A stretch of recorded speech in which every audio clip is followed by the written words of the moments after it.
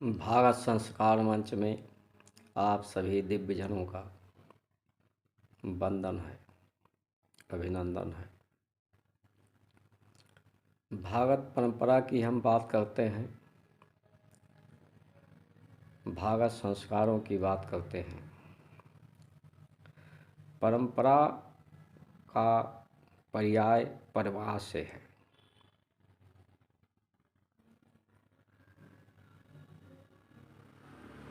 हमारे देश में, इस भारत में, भारत वर्ष, भारत का पर्याय भास्कर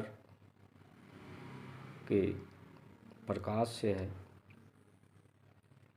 और ये प्रकाश यानी ज्ञान जो प्राणों को पैदा करता है,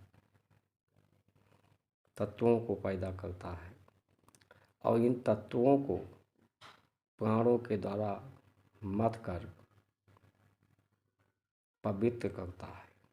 तत्वों के रसों को पचा करके रस में परिवर्तित करता है और उन रसों में प्राण तत्व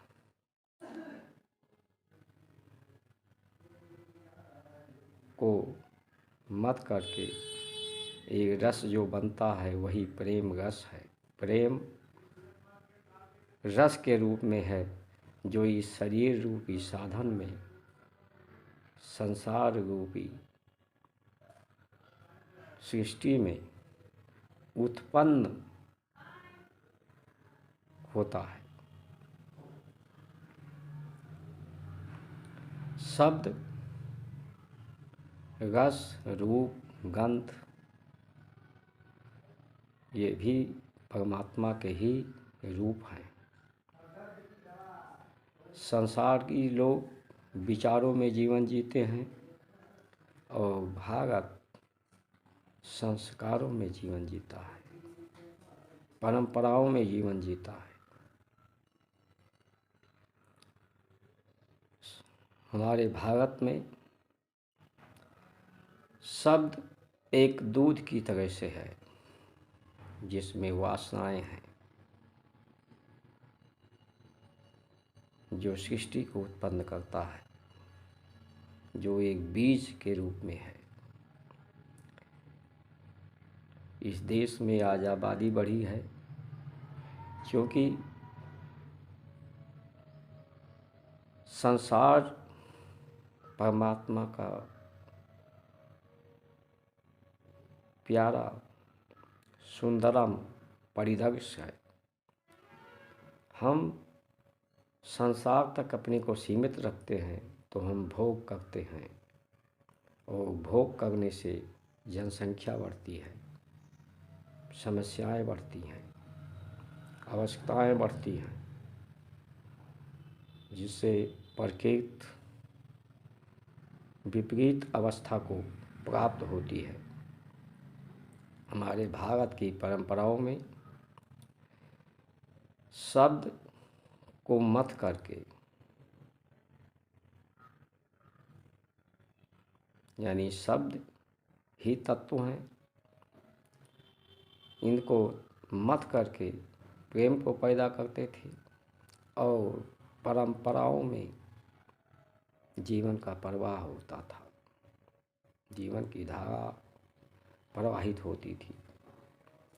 आज हम विचारों में ही सीमित हो गए हैं संसार की तरह से। ये संसार अवशेष है, शेष है, इसको श्रेष्ठ करना, विशेष करना,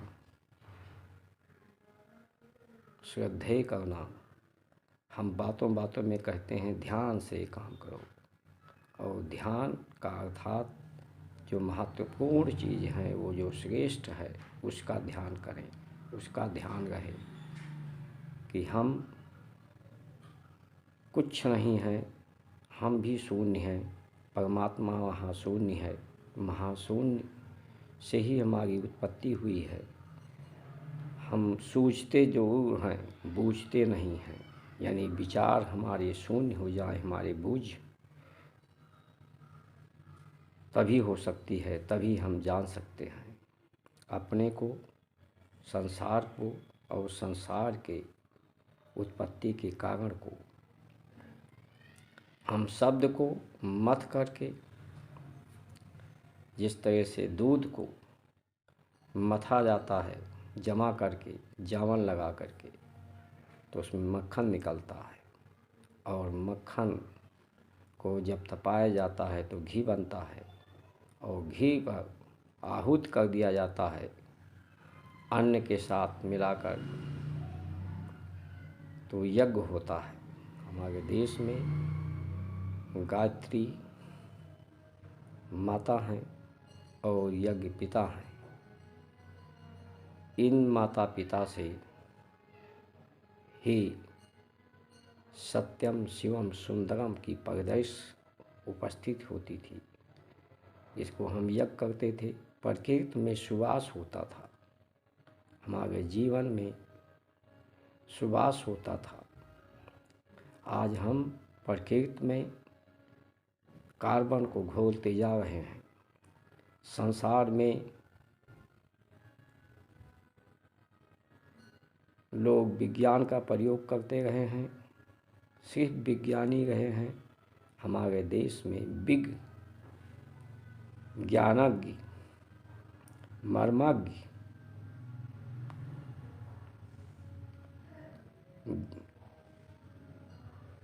हमारे देश की परंपरा रही है। हम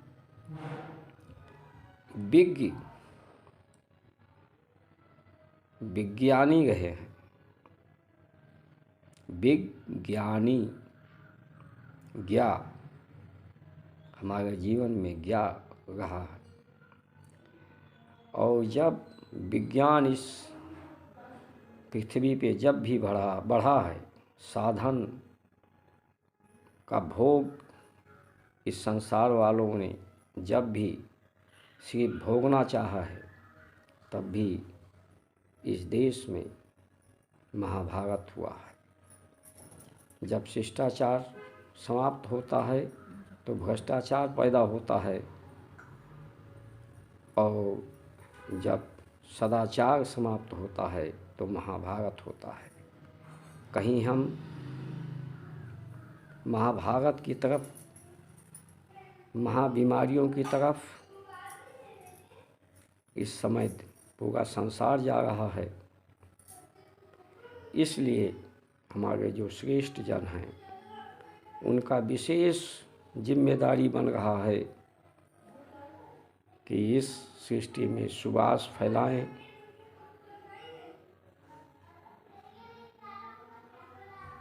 और संस्कार को महत्वपूर्ण बनाएं, उसके महत्व को स्वीकार करें, और इस धराधाम में फिर से भारत की परंपराएं प्रवाहित हों। हम सिर्फ विचारों में उलझ कर न रह जाएं, हम सिर्फ भोगवादी व्यवस्थाओं में ही ना रह जाएं, हम संयोग करें अपने उस परमपिता परमेश्वर से, जिसका जो परम शांति है, परमानंद है, परम आनंद को प्राप्त करें। ऐसा श्रेष्ठ जनों की जिम्मेदारी हो कि वो ऐसा सुअवसर उत्पन्न करें कि इस देश में सभी तरफ परम शांति स्थापित हो। और अगर ऐसा हम नहीं कर पाए तो भविष्य में इस देश में जो भी विकराल समस्याएं उत्पन्न होंगी, आने वाली पीढ़ियां हमें कभी माफ़ नहीं करेंगी। इन्हीं वाणी के साथ अपने वचनों को विश्राम देते हैं। जय श्री राम।